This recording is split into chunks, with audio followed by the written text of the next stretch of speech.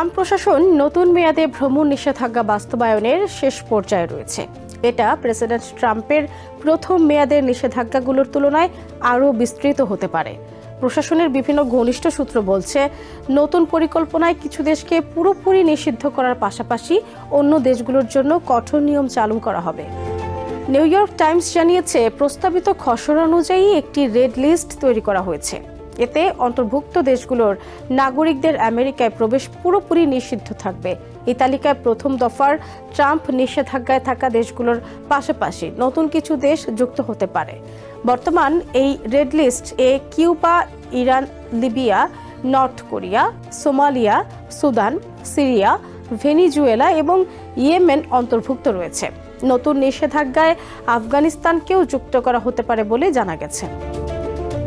আফগানিস্তান থেকে আমেরিকান সামরিক বাহিনীর সহযোগীদের পুনর্বাসনে কাজ করা সংস্থা আফগান ইভেক এর প্রেসিডেন্ট শন ভ্যান্ডাইভার জানিয়েছেন, আফগানদের জন্য সম্পূর্ণ নিষেধাজ্ঞার বিষয়টি তারা জেনেছেন। তারা সংস্থা জরুরি সতর্কবার্তা দিয়ে বৈধ ইউএস ভিসাধারী আফগানদের যত তাড়াতাড়ি সম্ভব আমেরিকায় ফেরার পরামর্শ দিয়েছে। এছাড়া খসড়া পরিকল্পনায় আরও দুটি তালিকা অন্তর্ভুক্ত রয়েছে।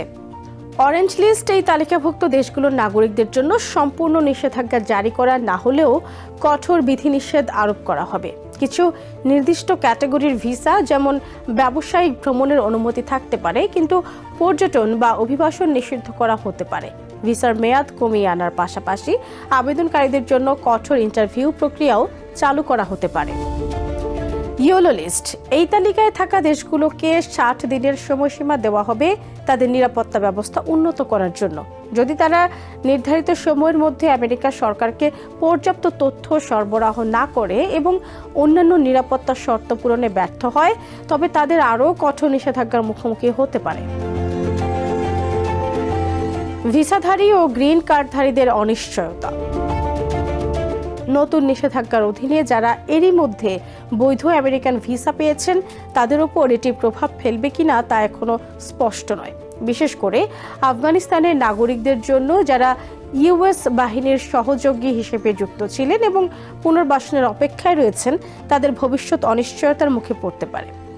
এছাড়া যেসব গ্রিন কার্ডধারী আমেরিকান স্থায়ী বাসিন্দা, তাদের উপরে নিষেধাজ্ঞার কোনো প্রভাব পড়বে কিনা সে বিষয়েও প্রশাসন আনুষ্ঠানিকভাবে কিছু জানায়নি।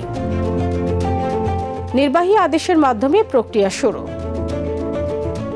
ডোনাল্ড ট্রাম্প প্রেসিডেন্টের দায়িত্ব নেওয়ার প্রথম দিনই একটি নির্বাহী আদেশ জারি করেন। এতে স্টেট ডিপার্টমেন্টকে নির্দেশ দেওয়া হয়, যেসব দেশ আমেরিকান নিরাপত্তা মানদণ্ড পূরণ করছে না তাদের চিহ্নিত করতে হবে।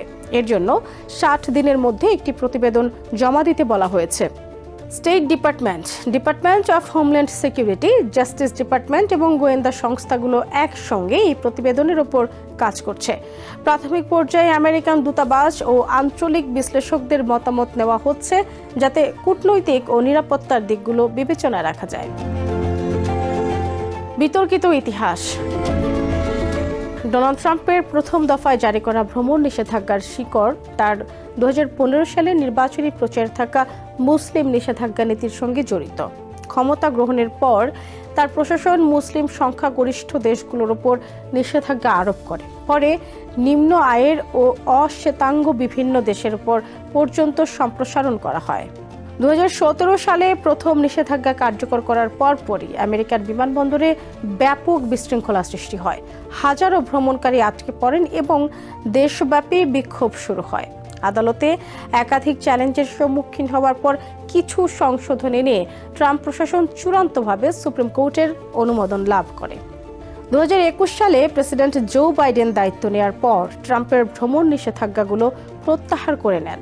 তিনি সেগুলোকে জাতীয় বিবেকের জন্য কলঙ্কজনক এবং স্পষ্ট ভুল বলে অভিহিত করেন।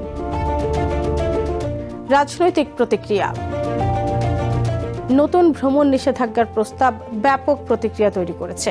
বিশেষ করে অনেক সামরিক অভিজ্ঞ ও রিপাবলিকান সমর্থক এই নীতিকে আফগান মিত্রদের প্রতি বিশ্বাসঘাতকতা হিসেবে দেখছেন। তবে ডোনাল্ড ট্রাম্প এই পদক্ষেপকে জাতীয় নিরাপত্তার জন্য অপরিহার্য বলে উল্লেখ করেছেন। তার নির্বাহী আদেশে বলা হয়েছে, এই নিষেধাজ্ঞার উদ্দেশ্য হলো যেসব বিদেশি সন্ত্রাসী কর্মকাণ্ড চালানোর ইচ্ছা পোষণ করে, জাতীয় নিরাপত্তার জন্য হুমকি সৃষ্টি করে, ঘৃণার আদর্শ ছড়ায় বা অভিবাসন নীতিকে অপব্যবহার করতে চায়, তাদের প্রবেশ রোধ করা। স্টেট ডিপার্টমেন্টের প্রতিবেদনের মেয়াদ শেষ হওয়ার আগেই নতুন নীতিমালার চূড়ান্ত রূপ প্রকাশিত হতে পারে। তবে স্পষ্টভাবে ট্রাম্প প্রশাসন তার প্রথম মেয়াদের অন্যতম বিতর্কিত নীতিটি আরও কঠোরভাবে পুনর্বহাল করতে যাচ্ছে।